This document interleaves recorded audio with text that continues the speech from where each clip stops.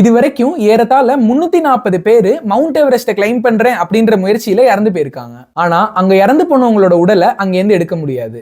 Mount எவரெஸ்ட்டை 2 ஹாஃபா பிரிப்பாங்க.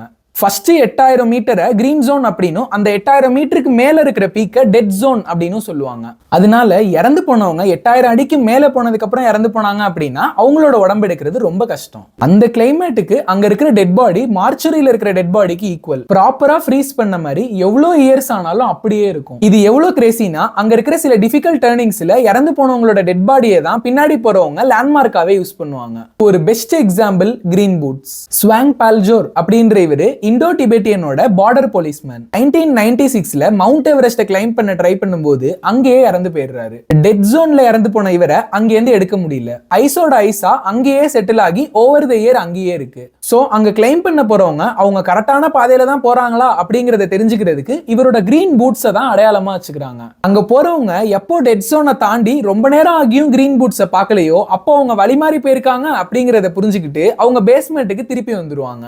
So இறந்து போனதுக்கு அப்புறமும் பல ஆயிரம் பேருக்கு வழிகாட்டியா அவர் இருந்திருக்காரு. இந்த கிரீன் பூட்ஸ் மாதிரி இன்னும் பல டெட் பாடிஸ் அங்க இருக்கு. அது எல்லாத்தையும் வச்சுதான் அவங்க எந்த ஆல்டிடியூட்ல இருக்காங்க, எந்த டிஸ்டன்ஸ்ல டிராவல் பண்ணிட்டு இருக்காங்கன்னு எல்லாத்தையுமே தெரிஞ்சுப்பாங்க. ஒவ்வொரு கிளைம்பர்ஸும் அந்த பீக்கை ரீச் பண்றதுக்குள்ளார ஏறத்தாழ 20-30 டெட் பாடிஸாவது பார்த்துருவாங்க.